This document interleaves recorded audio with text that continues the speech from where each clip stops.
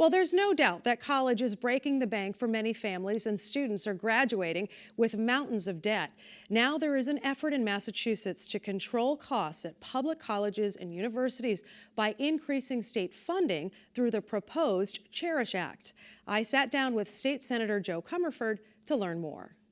You know, there was a bipartisan commission in 2014 that found that we are at the state level underfunding our public higher ed institutions. That's everything from community colleges to state universities. And in fact, when we look at the per student funding, we've dipped 31% since 2001 in our state investment in public higher ed. So what would this bill do? This would restore that funding to the 2001 level? Exactly right. We'd go back to 2001, which would mean that we would need an added $500 million annually to be invested in public higher ed to get us up, catch us up to the ground that we've lost since 2001. So the bill asks the legislature to consider $500 million more coming into public higher ed. And as you know, we have a number of public higher ed institutions in the Western Massachusetts region. It would also hold student tuition static for 5 years as that funding builds up. And we think that not only would that help increase the excellence of our public higher ed institutions, give them the resources they need for their staff and faculty, for the kind of courses and offerings they want for the students, but it would be one of the pieces of the student debt puzzle, right? It would hold tuition static so that students could also catch their breath who are attending public higher ed institutions in the Commonwealth. As we increase state investment, students would not have to bear the disproportionate cost. So when you look at UMass, for example, I believe it's about 30,000, including everything for in-state, which is certainly far more than it was, way back when I was applying to college. What have you been hearing from people who live in your area?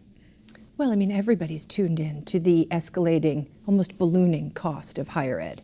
So, I meet with families, I meet with faculty and staff. It's the same kind of conversation, but from different sides of it, right? Families are saying, how am I going to guarantee that my child will get a college education? I want them to have the same opportunities I've had because of my higher ed, education, but how am I going to pay for it? So there's a real fear among families and a real concern that they won't be able to give their kids the loves of their life, in many ways, the kind of opportunities that they know come with a degree, a higher ed degree. And on the flip side, we see faculty and staff really wanting their institutions to remain excellent, really wanting the kind of, salary increases, kind of benefits that keep them commensurate with other professions, other institutions.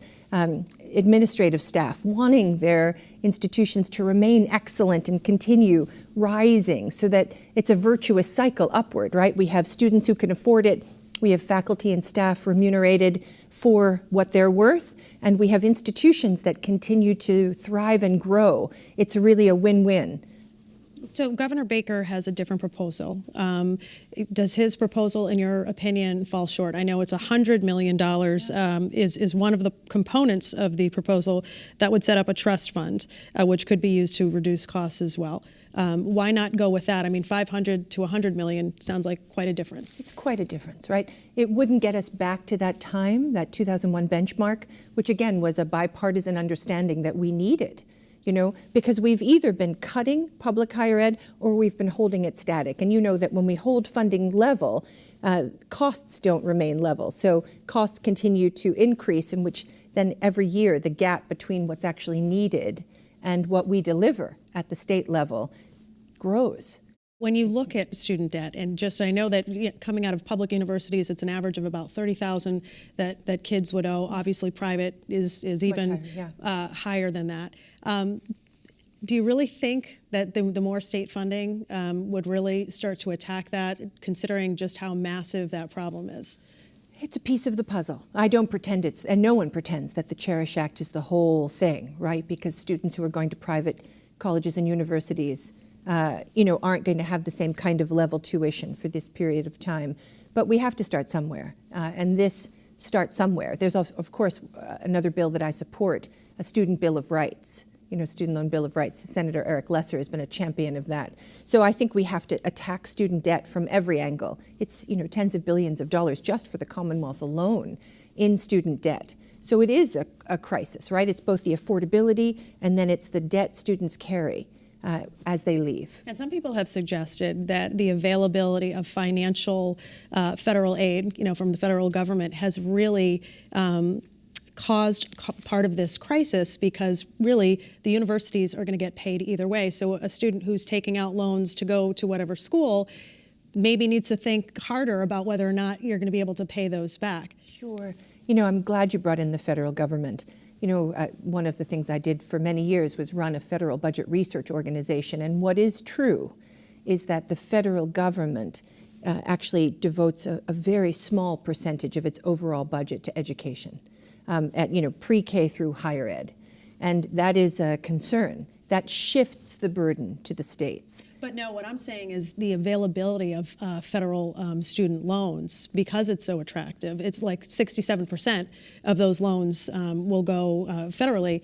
It makes it almost too attractive for students. I guess the mindset, should you rethink, whether or not college is really worth it? Perhaps, except I do think that we know the benefits of a college education, right? We know that folks leaving college get better salaries. We know that in terms of workforce development, we need, that's the other wins, right? The first win is that when we leave college or university, we're disproportionately going to get a higher salary. And we know that the workforce demands the kind of skills and capacities coming out of colleges and universities. So that's, I think about the Cherish Act as a quadruple win. First, it actually makes college more affordable. Second, it is a piece of the student debt puzzle. Third, it actually graduates a skilled workforce. And then fourth, which is going to get a higher income over time. And then fourth, it actually adds to the kind of buoyancy of our region, right? So I think about the 91 corridor as the knowledge corridor.